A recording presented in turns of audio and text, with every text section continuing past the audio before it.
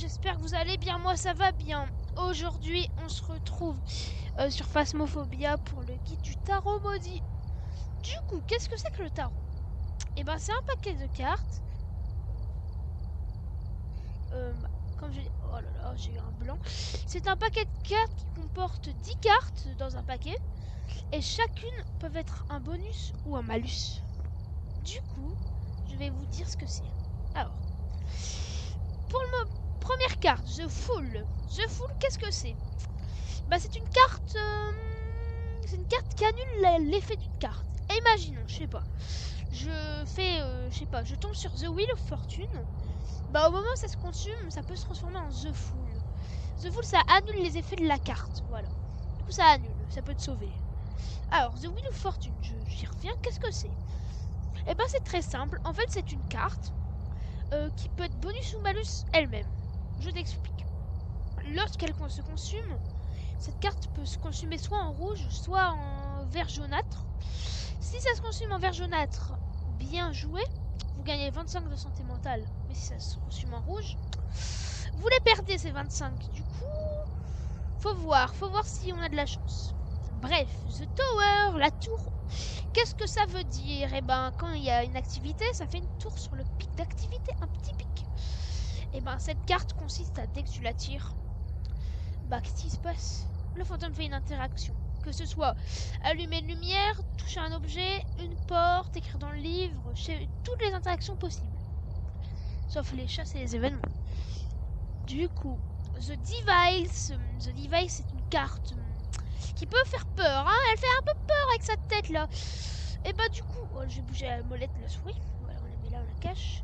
The Device, c'est une carte qui est forcément... Oh là là, comment je t'explique? C'est une carte en fait qui force une apparition, c'est-à-dire un mist, la petite boule que l'Oni ne peut pas faire, même avec cette carte. Hein. Du coup, le mist, ça peut être une apparition chantante, en forme d'ombre. Bref, ça fait une apparition. The Death, une carte très connue, c'est la plus connue même. Qu'est-ce qu'elle fait? Bah, c'est très simple. Elle provoque une chasse. Voilà, il n'y a rien à dire de plus, c'est une chasse maudite, ça provoque une chasse. The Hermit. Comme on peut le voir, le fantôme a une camisole de force qui est juste là, car ça enferme le fantôme pendant 1 minute dans sa salle. Voilà. Ça l'enferme, hein. Il peut chasser, mais il peut pas sortir de sa salle. The Moon. Cette carte, bah moi j'aime pas trop. Hein. Pourquoi? Tu la pioches, t'as direct 0 de santé mentale. 0, hein, 0. The Sun, c'est l'inverse. Le soleil, la santé mentale, elle brille, vous remontez direct à 100%. Je l'aime bien. Ensuite, The High Priestess, une qui est ma carte préférée. Hein.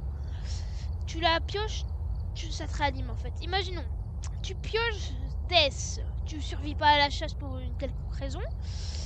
Bah, The High Priestess, ce qui va se passer, c'est que quand tu meurs, ça va te faire un revive. Ça va te remettre en vie comme ça. Ensuite, The Hangman, et c'est pareil pour tes amis, hein, le High Priestess. Ça réanime tes amis ceux qui sont morts. The Hangman. Et ben cette carte, c'est une très connue. On n'aime pas trop ici. Hein. C'est une carte en fait, c'est le pendu quoi. Du coup en fait, qu'est-ce qui se passe? Tu la prends, t'es headshot d'un coup. Hein. Y a pas de y a une chasse. Non, t'es headshot. T'es headshot. Moins 200 dans la tête. C'est oula, tu meurs quoi direct. Et bien sûr, t'as eu High plus Stress, tu réussis à survivre.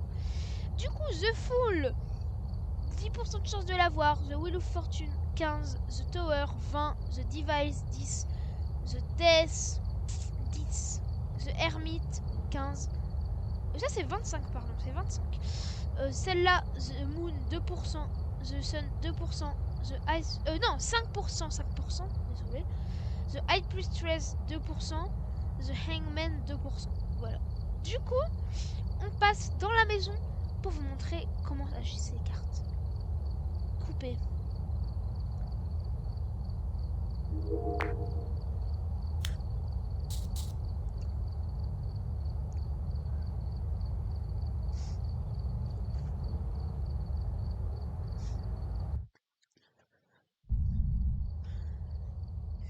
We've arrived. Check the equipment and get set up before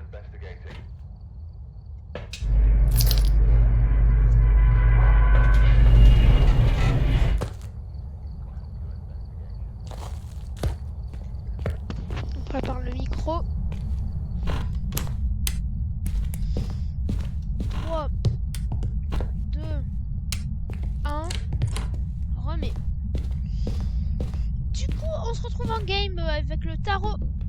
Du coup, on va le faire. Allez, on est parti. Première carte, The Tower. Du coup, on a une interaction. Il a touché une porte. Hein. Vous avez peut-être pas entendu, mais il a fait une interaction. Deuxième carte, The Hermit Full. Voilà, comme vous pouvez le voir, on a une carte et elle s'est transformée en full et du coup, ça a annulé les effets.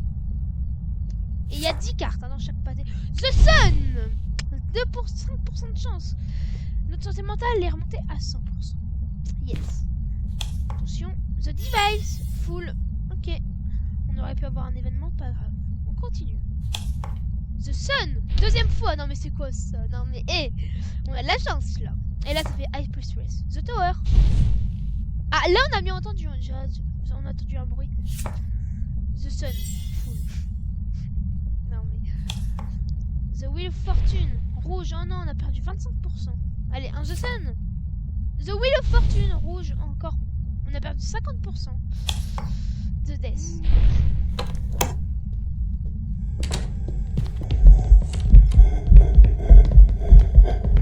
Hop là. Ouais, du coup, j'ai sprint infini. C'est pour éviter, comme je vous l'ai dit, de mourir et pas pouvoir continuer. De toute façon, on a perdu là. Du coup, on a fait toutes les cartes. Je vous montre dès maintenant les différents types d'emplacements dans chaque map.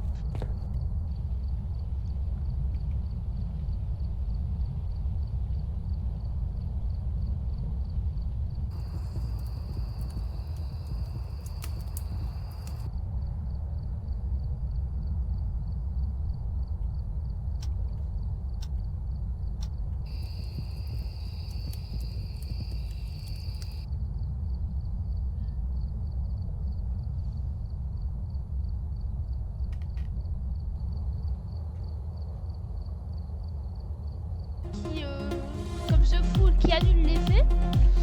Et voilà, on n'a que ça à dire. Hein. Du coup, j'espère que ça vous a plu. Si c'est le cas, vous pouvez liker, partager, vous abonner. Partager à des gens qui ne connaissent pas bien le jeu, qui aimeraient apprendre sur les objets maudits. Ça vous aura plu. Si c'est le cas, vous pouvez liker, partager, comme je vous l'ai dit. Allez, c'était Mode Survie. A plus pour le prochain guide qui sera le cercle. Ciao!